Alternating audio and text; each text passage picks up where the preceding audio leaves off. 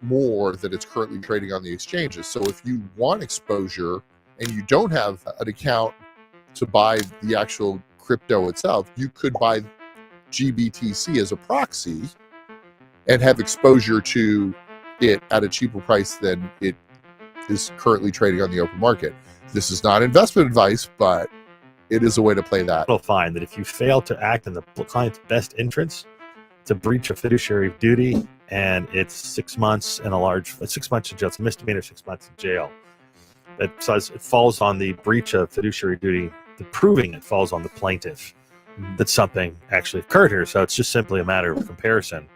I'm sure that it's a matter of how much, like how egregious. It'd be interesting to see how many people have actually done that, because I don't think there's anybody in our space that thinks that they go to jail for this. Right. And I think that a lot of those things will change based on the amount of money that is being mishandled. And that's why you're seeing Congress right looking into it. When he bought the Mavericks, he walked in, the entire organization was all white men, which is strange because the whole point, when you start talking about diversity, the argument's always, what is diversity?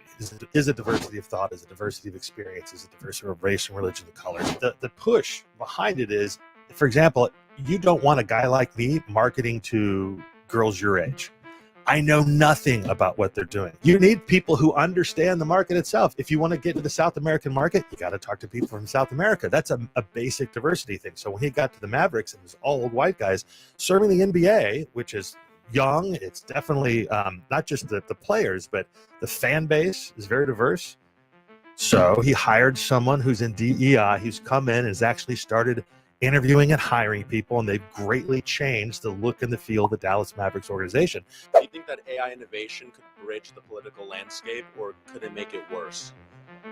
It's a really good question. I see the benefits of AI in certain industries. You automate certain systems to make it more efficient. In the process of doing that, though, now we're finding that AI and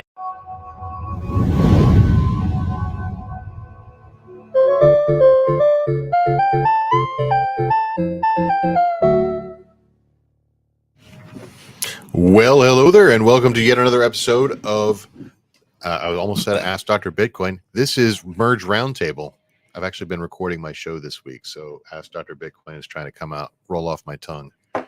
But anyway, we're going to talk about stuff that's not Bitcoin, well, at least not all of it. Anyway, we're going to talk today about a little bit about the ETF, some stablecoin stuff, where there's some stuff about prop trading that the SEC is interested in regulating in a different way.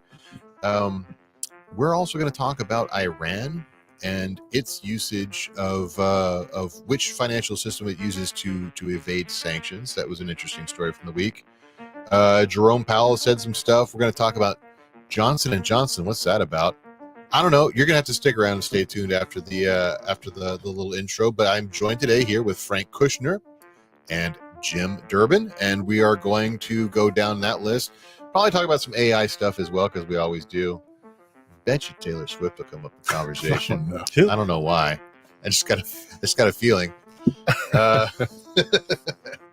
Anyway, this show and most of the network is brought to you by Harper Belmont. It's our studio. You should start a podcast. You should learn about it at harperbelmont.com. Go check it out. Stick with us after this intro song, and we'll be back with some show.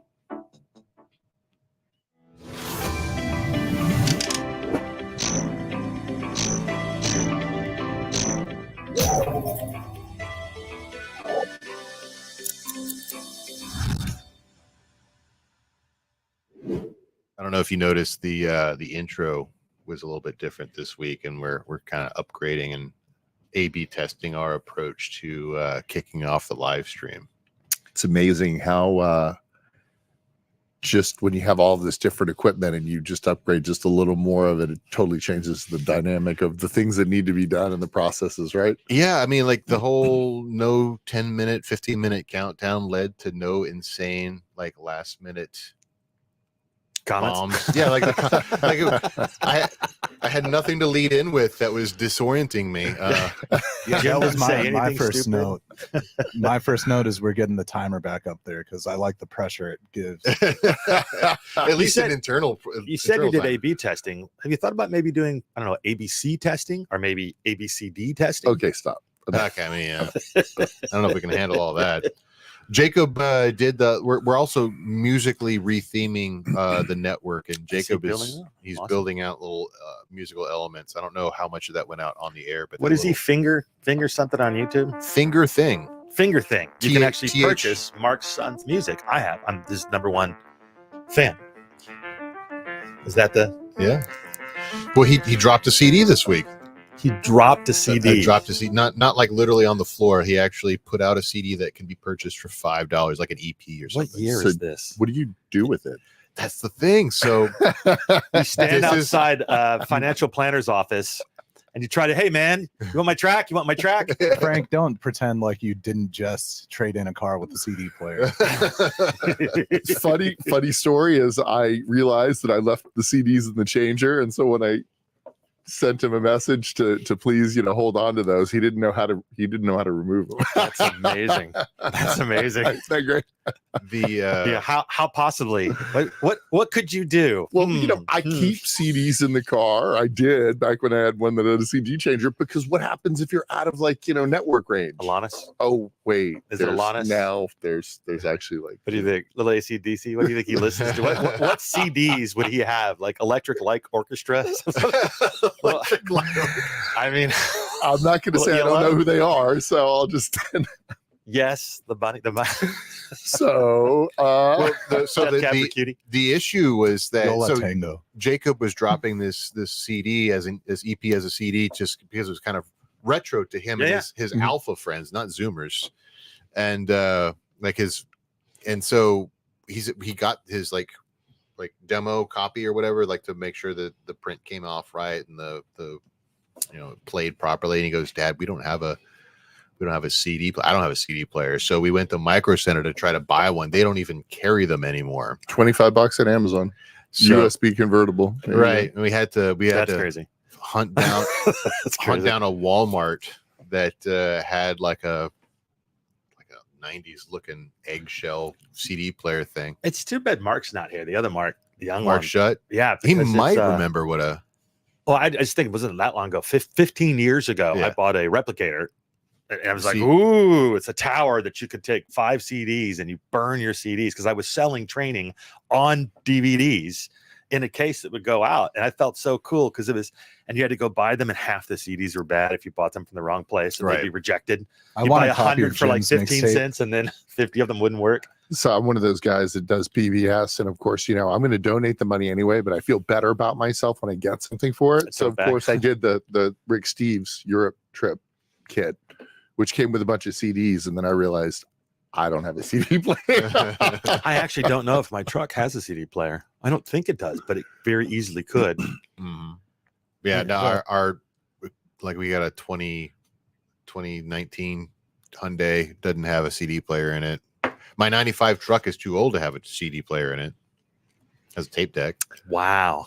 Okay, Wow. so now that we've dated ourselves, what do we have? What else do we have? Well, real quick, have you ever thought about how in cars are super bumpy, but the CDs rarely skipped unless it was a crazy bump. You had the little Walkman riding the bus, and Oh, yeah. even like shifting in your seat, that thing skipped 20 times. That's why cassette tapes, Jacob, that's what you got to do. Even though I think maybe to Jacob, cassette tapes might be a little chewy or a little like millennial, like vinyl, like Yeah, I don't think I they'll go think to cassette Zoomers tapes. like He buys cassette tape records. slot. So. He bought records. Yeah.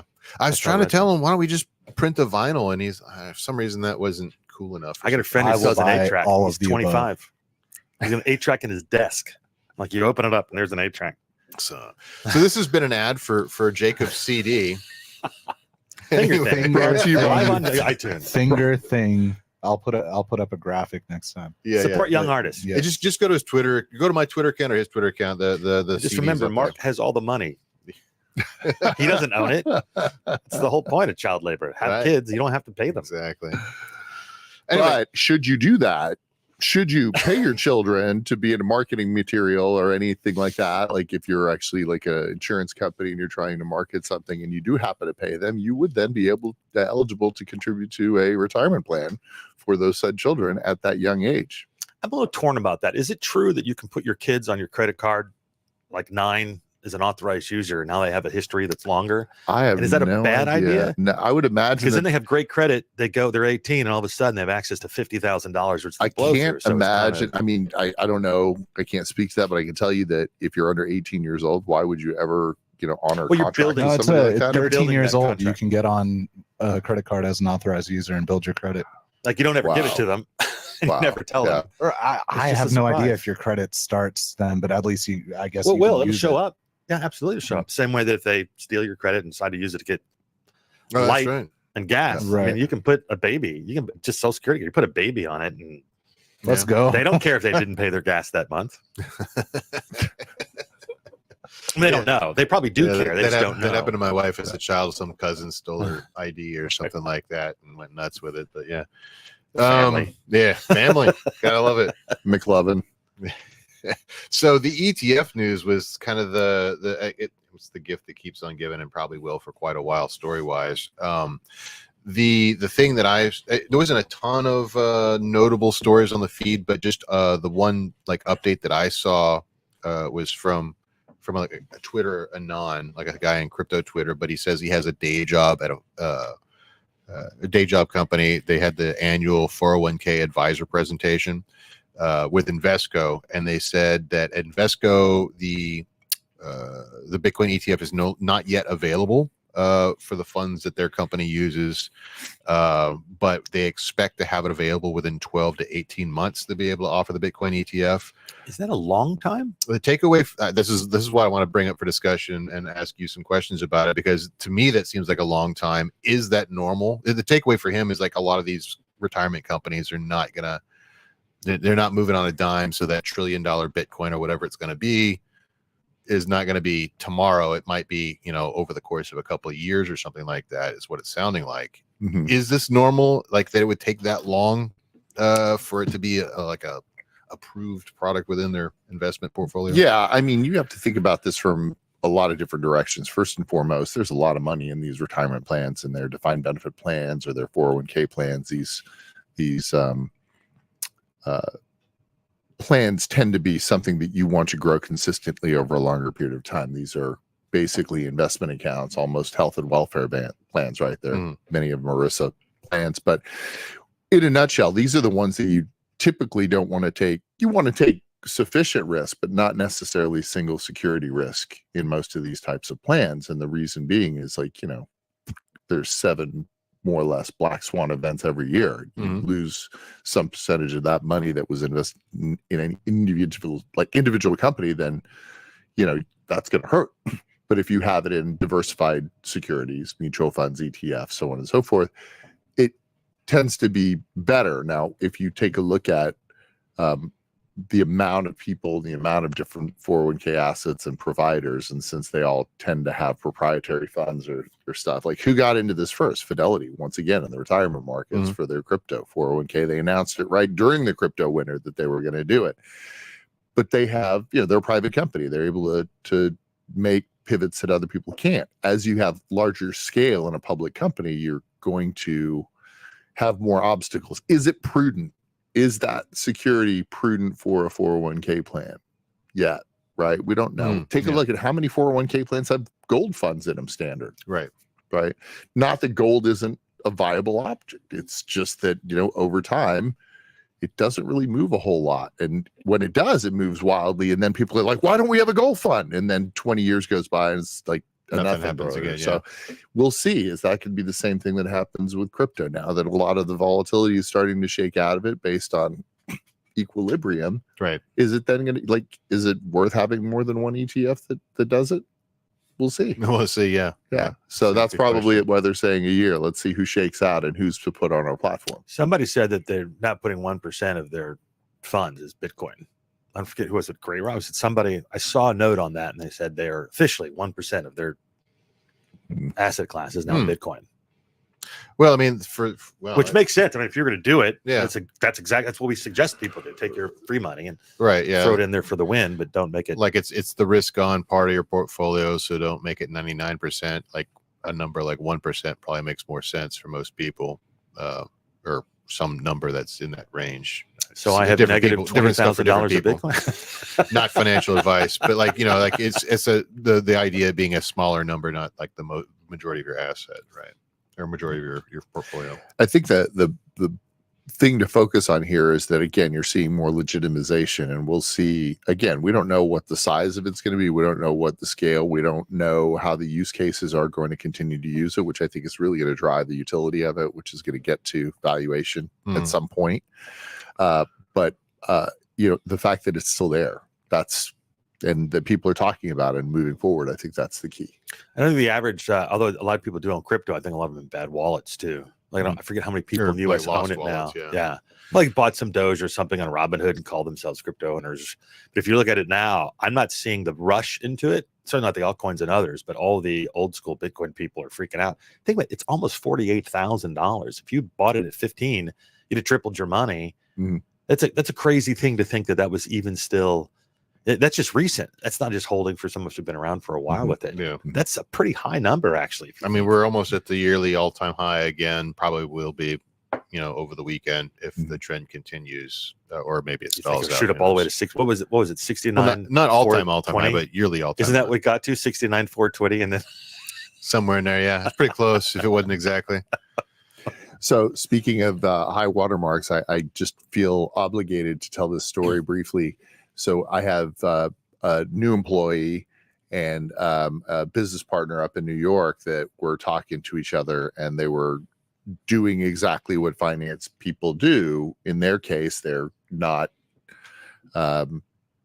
regulated entities, and so they were taking advantage of the dislocation of GBTC and what was going to happen if the ETF happened. And so they were hedging their portfolios, and one of my buddies got the high print for that day, which is fun because you just know it's like, I top ticked it, I sold it at the high. You take a picture holding it up like a tuna. yeah. So it's always good when you get that validation. You take that screenshot and send it to your buddies. It was me. I did it. I did that. So that was fun. That was good. So the opposite of that is one of my friends. He was going kind of heads down on he was getting certified in some financial stuff. So he decided to liquidate all of his Ethereum so he wouldn't be, paying attention to the charts and trying to trade it while he's supposed to be studying for the test. At the absolute local bottom at 2,200, and he looked back at it today, it's like almost 2,500 now, and so he was the bottom tick. So you want to call that opportunity cost. That is the opportunity cost of knowing that you need to focus on something important. That was his tuition. I saw a guy on Twitter who was talking about the fact that he put $5,000 from Coinbase into his bank. Turns out he was Canadian. It's his TD Ameritrade. And they basically froze his stuff and said, we need to make sure we know where this is coming from. So they wanted not only information about where the money came from, but also where the Bitcoin, your wallet, your address, everything that you own. And when he went in, like, they wouldn't do it over the phone. He's like, what are you talking about? He ends up going in, and they're basically like, we don't think you should be buying Bitcoin with your TD Ameritrade credit cards or bank accounts. So we're going to freeze this money. Something that you've seen a number of times. A lot of people don't grasp it. And I keep looking at that. The bank's just literally shutting things down. As we were talking about a month ago, 2 months ago, about JP Morgan Chase, what are you going to do with Stripe? So is this recent? This was new to this guy. Okay. He didn't know that it had been happening for a long time. And I wonder how much of that begins to. That's a dicey move by TD, given the Supreme Court decision that happened in Canada. What was in Canada? They reversed Trudeau's because Trudeau had TD Ameritrade and a bunch of other banks seize people's money for donating to the Hong Kong Coddle, the Ottawa trucker movement. Oh yeah, I remember that. And the Supreme Court of Canada, whatever high court that, I don't know if it's called Supreme Court, but it was some high court, overturned Trudeau's decision and returned a bunch of money 2 years later after all that happened. And so to hear TD Ameritrade kind of continuing that policy seems like legally problematic waters for them. To clarify, that would not be TD Ameritrade. Or TD Bank. TD I Bank. suspect it would be TD Bank because Yeah. TD Ameritrade was bought Totally by different Schwab. thing. Yeah, Totally TD. different company. Yeah. Yeah, I'm at TD Bank. Yeah. But TD is like, yeah, they're And now I can't stop thinking of Letterkenny. right. Well. I mean, should we go to the ATM or something?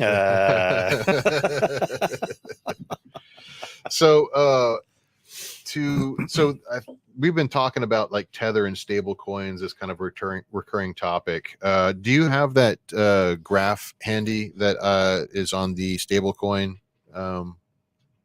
item? Yeah, give me a second. Okay. So, I mean, we can look at it here on this screen. But essentially the story is that Tether is disrupting other forms of payments not Tether specifically, stable coins with Tether leading the charge, or is disrupting other forms of payment pretty rapidly. This is a log chart, of course, but what it has surpassed is PayPal and global remittance volume levels. Wow. Both of those things. See that those are the two lines there. The yellow one is global remittance levels. Now that's fascinating because I PayPal remember is the sitting blue down with one of those big payment processors. Mhm. And one of the things that they're launching is basically blockchain focused remittances to countries that they have issues with. Right. Like that's going to be their, I think it's MoneyGram even. Is it Yeah, MoneyGram? MoneyGram's been talking about it for a while. So Yeah, like they've been hiring. They are absolutely going to have a blockchain solution that works with something like this for remittances So what's interesting here is worldwide, not here, but you see that 10,000 level right there where the line's approaching. right. That 10,000 level is Visa. That's Visa. I mean, it makes sense. Why would you trust companies? You know who I'm really curious why they haven't. Maybe there's some regulations. There's got to be some reason that they don't do it. But my big question has to do with, all these different companies and countries worldwide, right? Being able to use PayPal, or now they're using some kind of stable coin using their wallet, being able to transfer money back and forth for global currencies, right? So like all of the big network providers for your cell phone, right? Like if you're traveling, why wouldn't you just transact money using stable coins from country to country on your cell phone using a stable coin account? Because I mean, Because they'll everybody take your that cell I phone at know, the border, they'll scan the results. probably, Well, but there you go. There you go. There's the answer. There's the easy answer. Don't be a sex There's the worker and fly gateway. into the U.S. There's the You will gateway. be banned if you have an OnlyFans sex worker. They won't let you in. It's just math, right? Yeah. You don't have to keep it on your phone. And if Yeah. you do, I think that's what people don't. You know Yeah. that. I know that. but Right. Who's going to take their? I mean, you take your seed phrase. See, with for you. all of you that were thinking just like me, do not bring your phone. Buy a phone. Over.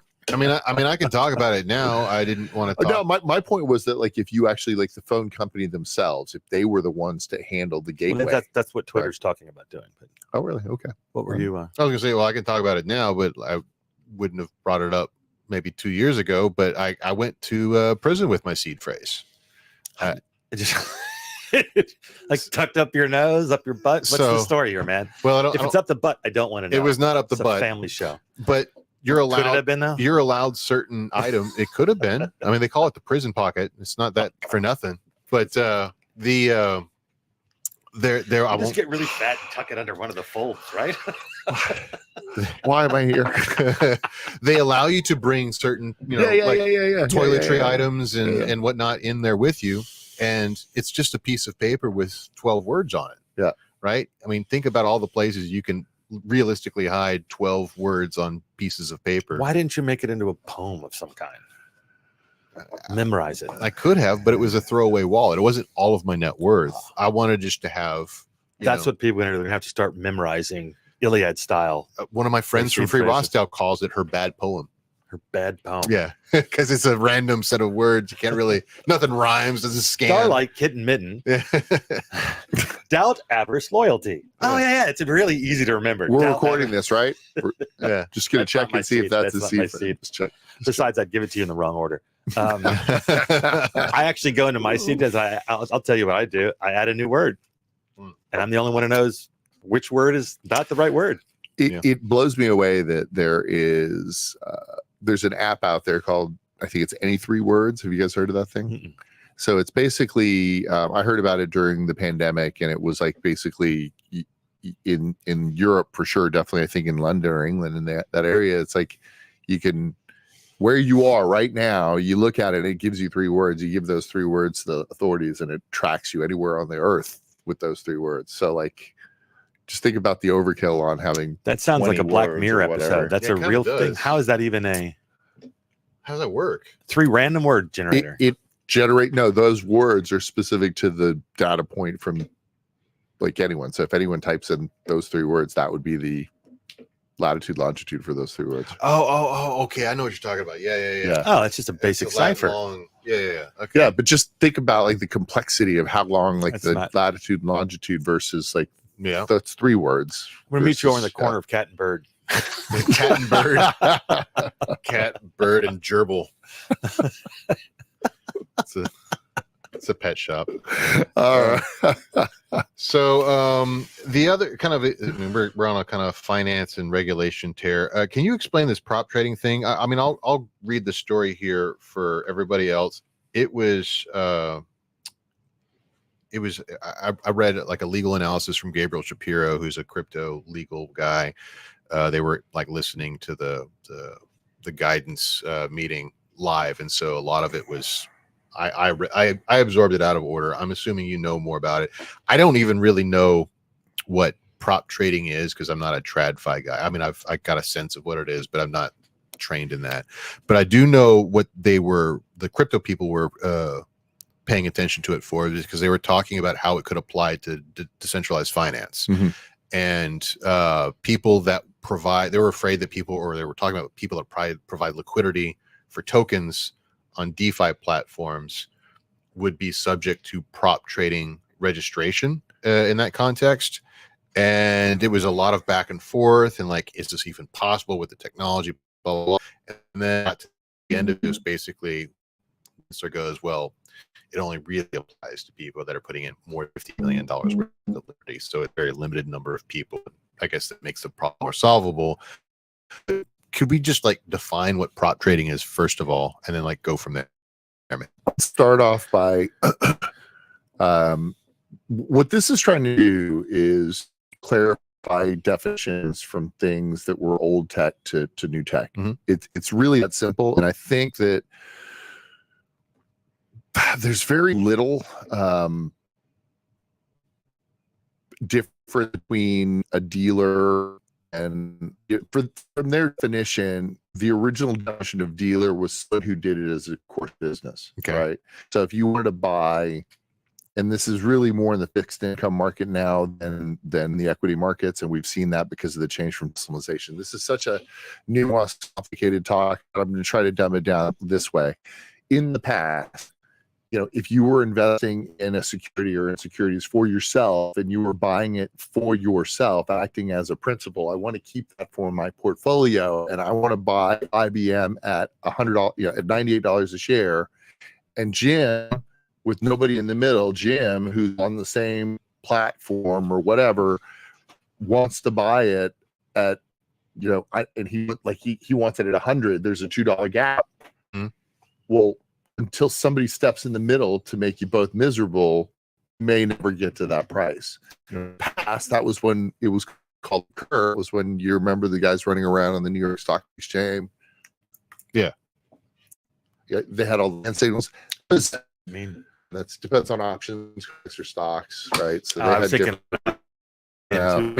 one of the funniest things ever. What they literally like on the badge on the street, they're not going to really take it from you. The fun things to do was when you had people that would come in pre 9/11. Of course, it was a lot easier to get people out onto the extra exchange. And so when I worked at Fidelity, would call our floor trader and say, his name was Tony, super awesome.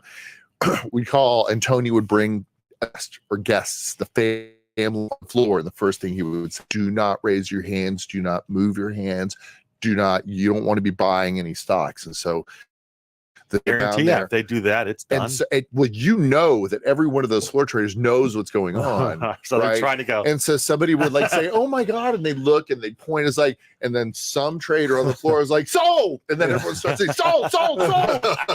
And so then you got these people on the floor. You know what you just bought. Oh, it was so fun. But that speaks to the difference. If you're buying it for your own account, it was really never an issue. But in this case, there's now some definitions to in order of business that they're trying to address, because before you needed to know a guy. You know, in fixed income, you saw margin call, you've seen boiler room, you've seen all these things where someone places a call and it goes to some desk, and then the guy at Morgan Stanley says, yeah, I don't like that price. Give me a better price and call me back. Click, right? Hit the right. That was how business was done. We don't do that anymore. You could trade from anything now. It's not really the need as much for a dealer. Right. But what do we know about the Federal Reserve, the U.S. government? They need to protect their currency. It's what they're worried about with this $31 trillion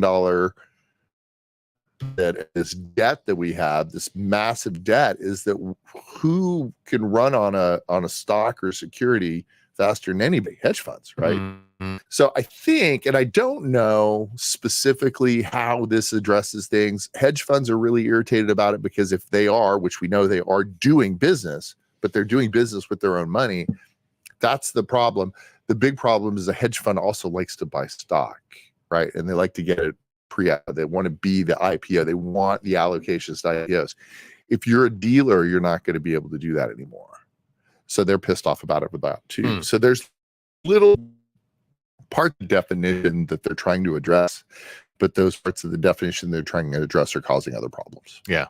It's up to 34. Okay, great. It's not a big deal. Just 3 trillion. Just a minor, small. Well, so 3 trillion. one of the other stories this week, we touched it on Money in the Bank. It was just towards the end, we mentioned it. Jerome Powell had some strong words in an interview this week saying that the national debt, the deficit and debt are not sustainable. They're growing faster than GDP. Anymore. Which has been the case for a minute, but it's not usual. It's unusual to hear someone in his position kind of considering that 20 years ago, bringing it up to 7 trillion. Yeah. What happened when the last time a person position that there was a buck? Yeah. I'm just saying. We think 2008, 2001. Yeah. Well, yeah. So the issue here that I think we know that, like I said, and this goes to the problem of your business is being able to turn the ship, right? Like you individually, Jim, realize that you have more, you stop spending money or you start borrowing money. You can only borrow money so long until you run out of money, and then the credit card companies all know. But I'm not the Federal Reserve. But that's one person, right? We system right now where even the government knows we're spending too much money, but are they taking it from you? They take it from you? Yeah. They could take it from me. They're not taking it from me. 80,000. I don't mind if they take it from you. Right. This is the same issue that we have estate planning, where you take a look at different portfolio assets during estate planning, and you're trying to figure out valuations, right? So if you individually own one share of IBM stock and it's worth $100, it's worth $100. But if you have a family limited partnership that has 6 different people that own that same 100 shares or $100 stock, is it really worth $100, or is there a discount because you got to get them all to agree? Right. So how are we going to get them all to agree when we've got a $34 trillion deficit? We're just going to confiscate all the money of everybody who makes more than $100 million a year. I bet. And then next year, I'm not sure what we're going to do, but that'll almost cover the debt this year. I bet. Deficit this year. I bet that if we address if the government addresses its own healthcare issue regarding it's a big part 21, it's a huge part of the GDP. That could literally fix for no reason. A lot of this issue, right? That is the weirdest thing, that we pay 21%, it's 3%, and it's just kind of that's never fixed. Mm-hmm. We'll be fine. We'll go on. What is it? Keynes has been replaced by MMA.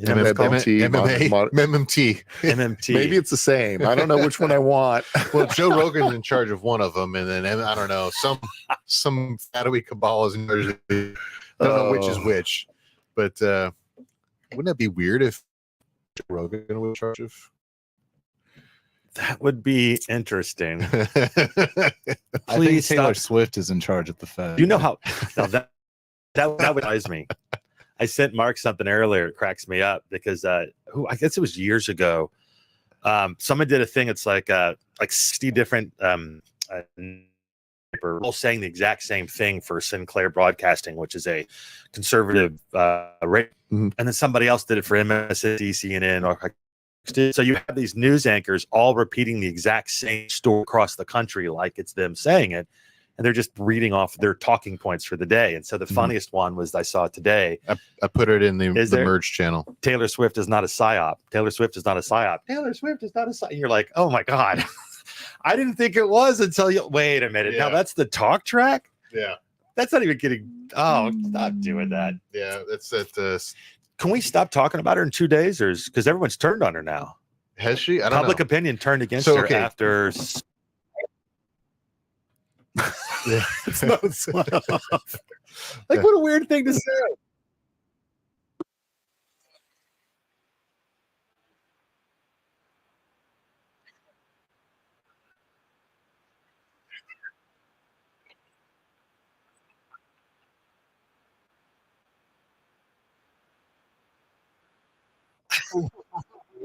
Okay. No, I It can't. just has to do with media does stuff. This makes it look like conspiracy when really It's just people like to push their story. It's not even surprising. That's great. yeah. It's more related. It's not a psyop. More related to the Taylor Lorenz death of media clip that we watched a couple of weeks ago than actual psyop operation. But I did want to bring Taylor Swift up in the conversation at some point today, if only for the reason that we launched last week's brief Taylor Swift little diversion as a short clip. It was up for a grand total of about 38 minutes before it had already hit 1,500 views and had 41 likes and nothing but haters in the comments. Nothing but haters in the comments. So, I mean, we're juicing the numbers somehow. This is how we're doing it. So Jim was saying how public opinion turned. Can I show him Yeah. why? This is why. Oh, I thought it was because you didn't talk to Celine Dion.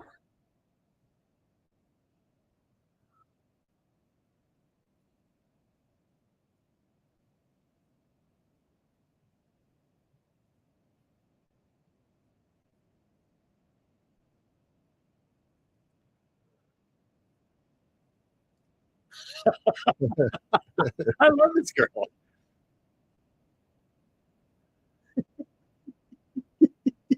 This is Sohail's partner. Yeah, this is their podcast is great, by the way. Hysterical. Yeah, I love it. Well, apparently someone's mad about Celine Dion as well. Okay, That she snubbed I her. don't know who Celine that Dion. is. You don't know who Celine Dion is? Oh my God! Don't go to Canada, dude. They will murder you straight up if you don't know that. they will Oh, I freeze know your who bank Tom account and McDonald take is. away your. She's a national treasure. I know who Tom McDonald is. great That's respect. Canada's national treasure. Bare know who naked that is, ladies. Jim? No, I don't. I don't. You know the MAGA rapper who's from Canada, who had Ben Shapiro. You Oh, didn't that see guy. that? You didn't see I've that? yet to that see guy. that rap. Okay, I saw I'm that. a little I got terrified of it. I got can't imagine what. It feels very jump the sharky.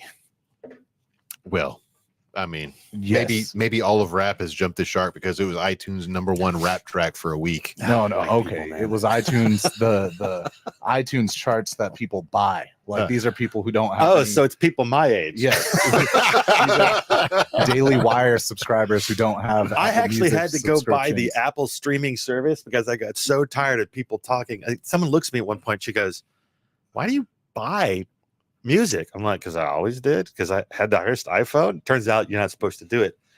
Well, it's dumb as hell. For like $15, you get everything you need. Why am I buying albums? I heard from someone you stole the U2 album though. You didn't pay. No, for no, that. no. The You one they stick stole it it. on your phone. I could Oh yeah. Because I was so mad. How dare you? I don't even know if the album's good. I've never listened to it. I've always spit and try to delete it every time I see it.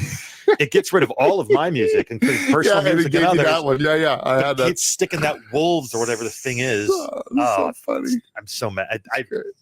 If I got rid of Apple, it'd be because of that.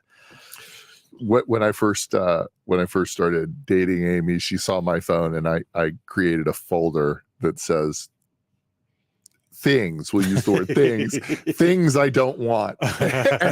and you open it up, it's all the stuff that you can't delete off of your phone. There you go. Yeah. So AI, in This Week in AI, there were a couple of interesting stories. One that you sent me, it was also trending on Tech Meme. It was the one about, it was like 404 Magazine or something like that, that they talked. They recently discovered that there was document forgery occurring on the internet, and that some people were using AI to help them do it. Of course, the headline was a little bit more sensational than that. It was a look at OnlyFake, the underground website that claims to use neural networks to churn out highly convincing fake IDs for $15, which is about what you have to pay for a regular fake ID too. So it's not. I think their pitch was that it doesn't take any skill. It's so fast they can, and of course, scale. Like I saw one today. It was 32 different Pennsylvania licenses for a Chinese national that was on the border that they caught up in India. And so this stuff has always been there, but how easy does it become? And the scarier thing, which we couldn't verify from that story, was, is that the real ID? Could you fly with that? Because that would be much different than buying cigarettes at 17 or getting into a club or even, identity theft or something like that. There's a big difference between flashing that. And then you think about verification. So LinkedIn and Facebook and all the social clubs, right. And everybody wants your IDs now, whether it's your passport photo or your driver's license. If that's what it takes to fake it, and I can do that and they can't tell the difference, that means verification won't ever work until it's some other thing. It has to be, how do you scan the... So I'm curious, before we get any further than that, because this has been something I've been really curious about for a while. Maybe you guys can riddle it to me. So like if I'm going through Clear, if I Clear and I have TSA, that's one thing. It's a Clear Plus. And then you've got different apps now that have been asking me if they could verify me using Clear or verify me using other like actual, because that's their pitch. Yeah, we're going to verify things for you, and this is right. So like I know that we're talking about individually like fake IDs, which we used to have to go to Vicon Village and I've never used a fake ID, but not that I have ever done that either. I'm just saying that's where one would have done it back in the day. But I'm just of course that's going to happen. Well, I mean, how good are they? I think that's the weird thing, because it's not about the creation of. I mean, obviously that's just the clickbait aspect. The question is, how good are they? How easy is it to do? And do people get it? When you go to the Lightport right now and you put your license through, it has to be a real ID. Okay, but so the real ID, it's called REAL ID. That's basically it's tracking you by your driver's license. They pop it in, and that they don't even look at your tickets anymore. They just pop your ID in, and they don't look at anything on your phone. The boarding pass is just for the front gate. So when you do that, the question would be, can they make them good enough to fake that? Because the whole point is those are tagged into something. So the story here is, the real story here is not how good AI is at making fake IDs and how easy it is and how cheap it is. It's how facile and brittle our ID system is in the West. Exactly. Because anybody who's been on any darknet website in the last 10 years knows that you could there's like one guy who's like the kingpin of fake IDs, still is. He always goes by the ID, the username fake ID guy. It's like real original, right? But works as branding, I guess. And super salad. $35 gets you what this company is selling you for 15, and it's just done with Photoshop. Right now, if you want something that's physical, then you have to pay something. It depends on your jurisdiction. He also does do like the holographic, like inlays and all that stuff for based on where you are. You can do passports, but the problem with those are they're good enough to we're going to put this down as our anti-money laundering segment for today. Well, I mean, information is good. It's just I mean, it's dark red team, blue team stuff. Sure. You missed the best part of me sending you that story, though. Well, let me finish what I'm saying first, and you can tell me what I missed. But the thing here is that it's none of that matters if it's fake generated. If it's he'll put on that ID whatever you want it to be. If you want it to say McLovin, he'll put McLovin. If you want it to say, your actual name, he'll give you your actual name. But it's not going to. If you get pulled over with that ID, you're going to jail because they run it through the computer and it's not a real person. Now, if you want to steal someone's identity, which is an additional $15 on that same darknet website, you can steal someone's identity and then give it to the fake ID guy, and it will come back with a real identity. And now you've got something that will actually pass some security checks and get you through some checkpoints, possibly. That's a little terrifying. Yeah, and it's not impossible to do this stuff, but this is what I'm saying. AI does nothing for you. Right. And It's improved Photoshop. the big headline thing that they were talking about is it allowed somebody to create a fake account on OKX. Anybody that's actually ever used OKX knows that OKX doesn't care if you give them a picture of your dog. They'll open your account. Like it doesn't really freaking matter. Like it's not strong secure. Now, if it got you through Coinbase, that's different because they use Plaid, which is what most banks use for KYC now. Right. And part of the Plaid verification is you hold the ID up next to your face and you rotate, and it does like that facial scan thing. This is never going to do that. Now, there might be a time in the future where graphics processors have gotten to the point where you can deep fake, the picture on the ID and in the facial scan, and then we'll have to come up with something. But the point here is that everything is so facile. Everything's been leaked. Like the whole thing that we do with ID verification is just security theater at this point. Right. So it doesn't matter if AI is doing it or fake ID guy from the dark web is doing it. It's still cheap and easy. I guess what this kind of tells me is that like ultimately the system is going to have to change, and the only way it's going to change is after these people do these kinds of things in order to shore up those systems. So probably good for the cybersecurity companies overall. So you guys aren't thinking of the best use case for this. Please. Do you know how many men just became 6'1"? Do you know how many women changed their hair color and still get to use that picture from 2005? Yeah. Because now they get to change it. All of a sudden, you lose 20, 30 pounds. All of a sudden, you don't have to. Like, it's now a social thing. I'm 6'1". It's right here on my driver's license. I've always been a blonde. It's right here on my driver's license.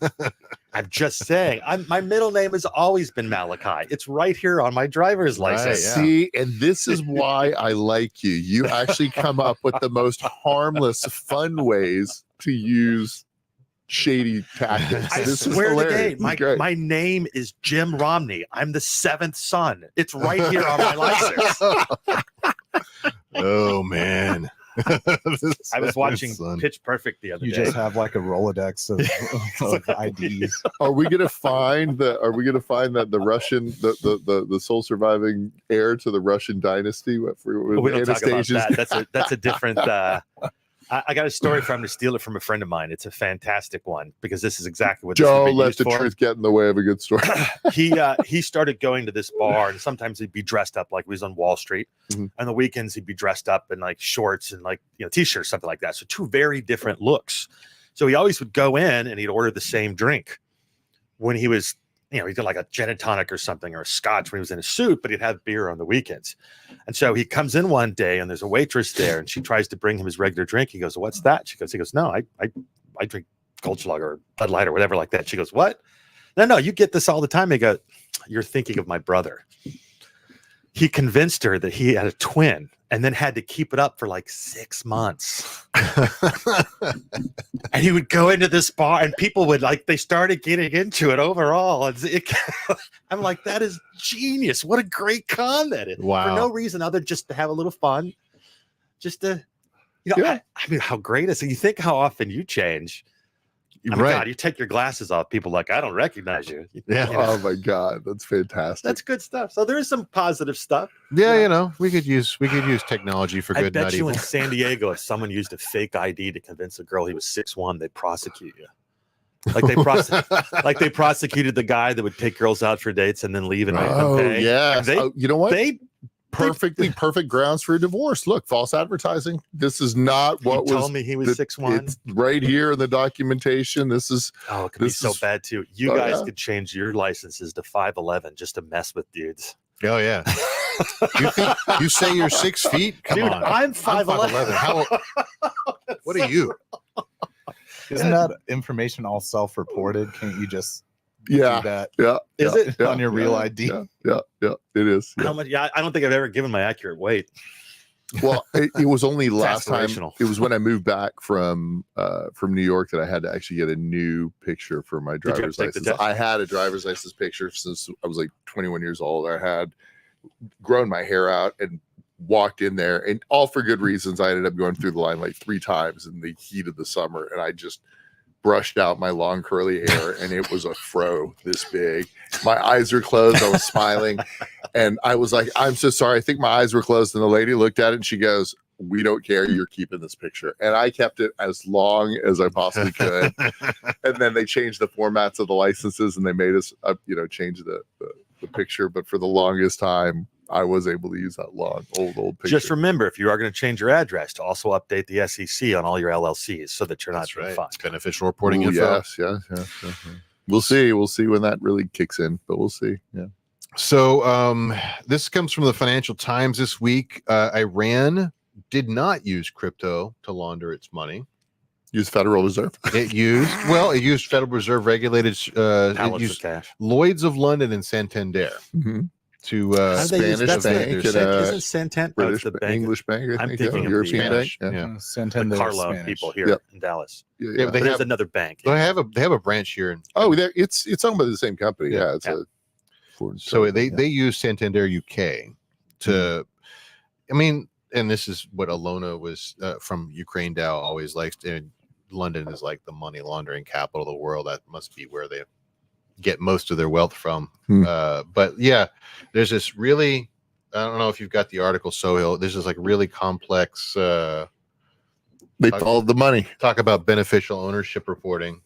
That's probably why they wanted to break that. Because they're lazy. about midway Too through lazy this to do it article. themselves. Yeah, this is where the shell game they played with the money to evade the sanctions in Russia or sanctions in Iran around with the. Now, you were telling me a fascinating part about this that I wasn't aware of. It was the idea of all the money that's flooded into Iran because Russia has been purchasing weapons from North Korea, ammunition from North Korea and from Iran. So That's that right. hard currency flooded into those, which then was turned around and used in large extent. Now, that's something that probably didn't pop up in general, but that's basically flushed with cash, which is one of the reasons maybe October 7th happened. Yeah.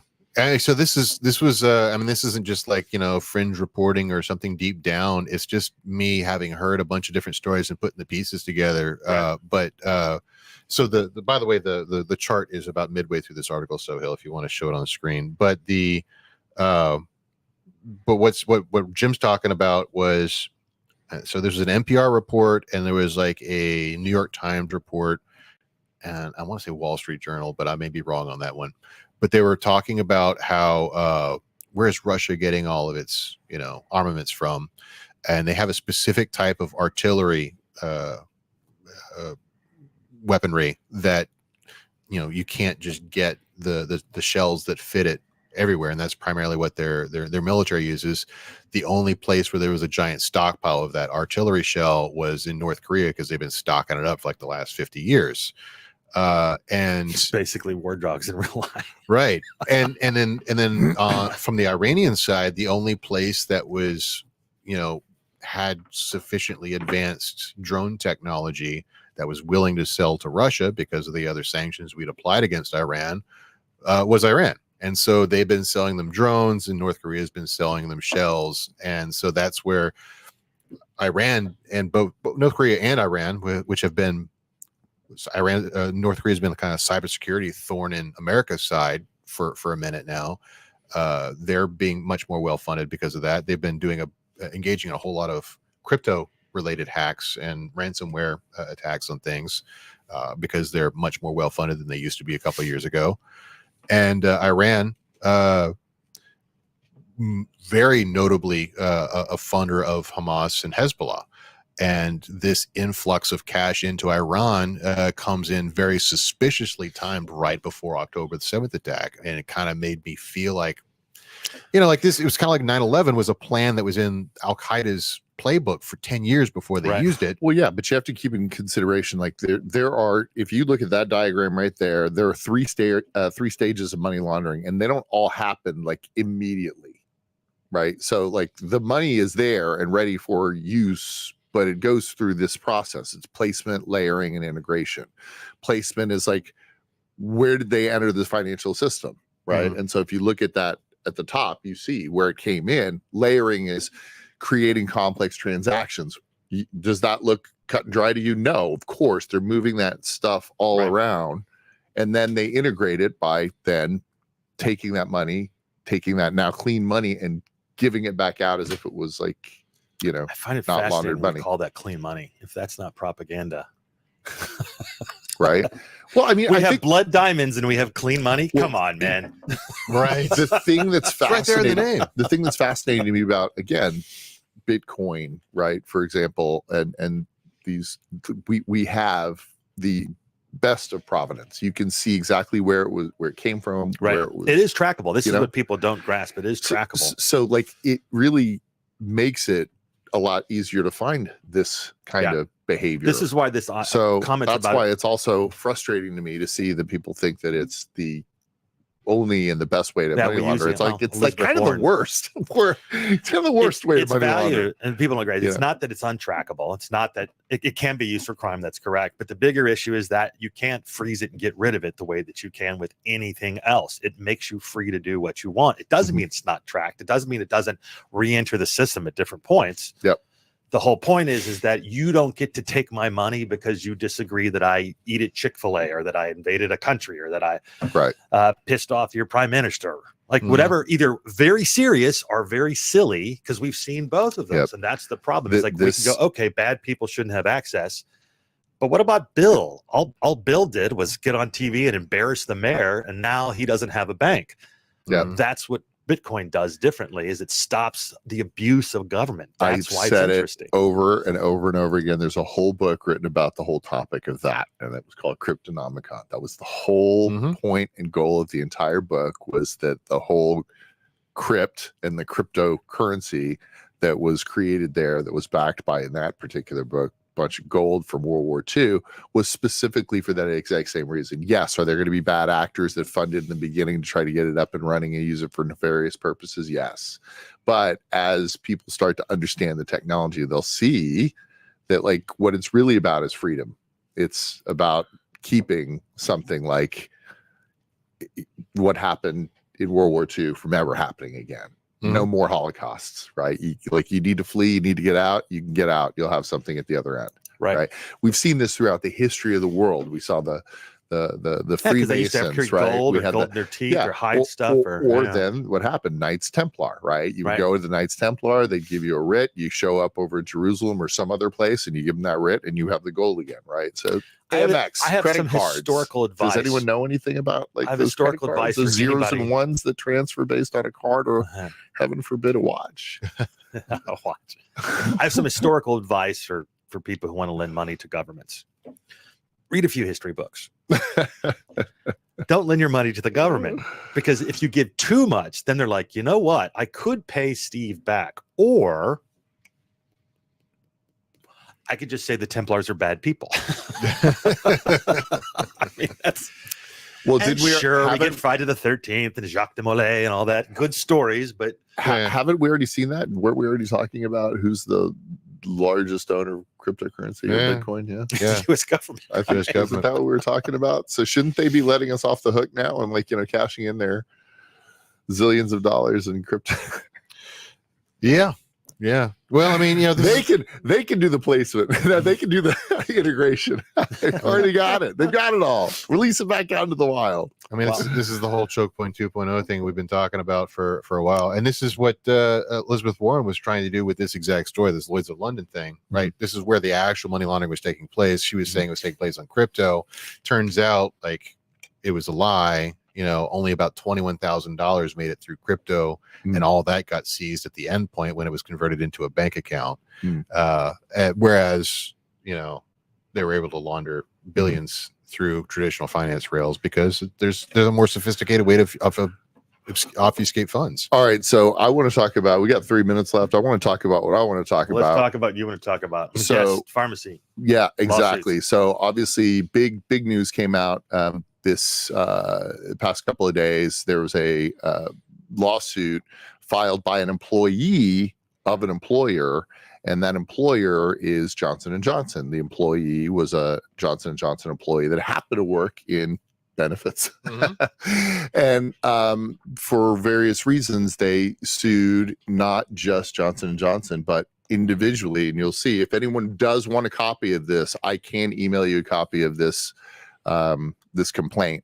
Again, it alleges that Johnson & Johnson violated their fiduciary duty by not acting in the best interest of the plan. And the reason this is a big deal is because these don't happen often, but the cost of this, the defense of an ERISA lawsuit is going to be substantial one way or the other. So one thing that I think is fascinating, and I have a document that we're working on right now, and I can't wait to get it out sooner than later now. It specifically talks about fiduciary duty on the health insurance side, and how I believe it's actually the employee benefit advisors and brokers that are failing in their fiduciary duty, because the PBM on its own, the pharmacy benefit manager on their own, is beholden to their shareholders, and the payer is beholden to the plan. And who's supposed to bridge the gap of the knowledge of the information and who and what should do it is the broker. Now, if you choose a broker that doesn't want to act as a fiduciary, fine. But if no one knew that, and everyone assumed that they were acting as a fiduciary, they're the ones, I think, they are the ones that should be held responsible. So where this gets interesting is that it's primarily about drugs. The cost of drugs hasn't gone up, but the usage is. So we're now at something like $500 billion that we're spending in the U.S. on pharmaceuticals, primarily for utilization, all the drugs that are out there. That's a lot of money. And so in the past, what you've seen is basically you go after deep pockets. So the PBMs have been sued, a few brokers have been sued. It didn't really get anywhere because they don't have fiduciary duty in the sense. And the question became, okay, what is reasonable? That really becomes what is reasonable? If I just put 3 plans in front of you, is that reasonable? Or I have to dig in. These specific ones and the earlier one that was filed against Express Scripts was based on, there was a very expensive drug. I think it was $10,000 a dose. And the question was, the companies were suing the PBM and going, you should have told us about this ahead of time. So it was these specialty drugs that are so expensive. Yeah, because you could have bought it for like $128 or, some number. It's in there. In this complaint, there's just abuse after abuse, and you just see alleged abuse after abuse, but you'll see that you could buy, and this is what Mark Cuban's talking about. I mean, everybody in this industry knows about it. It's that, like, if you have insurance, it's a gamble. You don't know. It's an arbitrage against ignorance. And it's quite simply like, you don't know. And when have you ever gone to the 3 drugstores right across the street from your house and actually shop price? And we know that we're lazy. How do we know we're lazy? Because we know smoking's bad for us. We still do it. We know vaping's bad for us. We still do it. But for those of us who want to be taken care of, right, we just assume that someone's done something in our best interest, and that hasn't been happening. And that's the problem. And that's where it's going to get fascinating. Now we have the data, we have the claims data. Yeah. Are companies looking at the actual cost and picking the best options? Are they planning out, or are they just counting on somebody else to do that? Why would I use my insurance card? And if I present my insurance card, then like it should be a good price. It shouldn't be $10,000. It should be that $128. Anyway, that's my rant for the day. We're going to be talking about this a lot more as time goes on. That's a good one. Yeah, I mean, like we'll probably talk about it again on your show this week. What are give us some homework on this topic. So like, what can we dig into? Because I want to ask paper. I want to have some better questions for you to pick out your brain. So like, is there history on this? Is there? Yeah, there's an amazing podcast that you can get across platforms called Relentless Health Value with Stacy Richter, and she has so many different articles. There's a great one by Paul Holmes, who's an attorney, an ERISA specialist PBM attorney. AJ Loacano has some great ones. You can listen to the one on Mark Cuban where he talks about what he's doing in the space. So those are really great bits of homework, and just once you fall in, it gets disgusting quick. So, see how that is. Okay. Red pill, blue pill. What? Right. Okay. Well, I mean, the one story we didn't get to today, and it's kind of been going, it's been a slow demolition over at Google for jobs that we were going to talk about today. Like just killed the product off. There's a very easy one. Google for Jobs was supposed to be big in talent attraction. Everybody talked about it. It was going to change. Indeed, everything's going to be crazy. They've been doing alpha testing for the years. It's coming. They shut it off, which is what happens with. They should have learned from Google Plus and Google Glass. They just don't launch anything. Right. Yeah. And there's a lot more fodder for discussion here. Maybe we come back to this next week or something. Or if you ever start your show your interview show. It's been great in the pilots that we've shot. I would love to see you go deeper on some of these topics. You might be the only one. I don't know. Your clips are pretty popular. Fun with flags. So Oh, they like to yell at me. Who's this old guy ranting at a? I mean, that's Basically most of the comments. This old guy talking about Taylor Swift. but your interviews are great, and your interviews do well. Even if you're not talking in them, the questions that you ask tend to elicit some good content. So get down in the comments and make We Jim didn't have a do a show. single technical difficulty problem today. So Right? good on me. Yeah. Good job. That means it was a boring show. We used up all our controversy quota with yesterday's recording. Well, I if think. we talked about Putin and Tuck, Anyway. Yeah. Well done. Good job. Got it in. Thanks for joining us this week. And once again, if you want to start a podcast, you should go to harperbelmont.com. You can learn all about that there. And if you want to learn all about tech, finance, and crypto, finance, tech, and entrepreneurship, then you can come back to this show next week. See you then.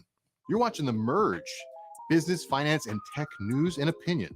We keep you up to date so you don't have to go out there searching for what's new. You can hit that subscribe button, hit the bell, hit the TikTok subscribe, the Instagram subscribe. We're going to keep you up to date wherever you are.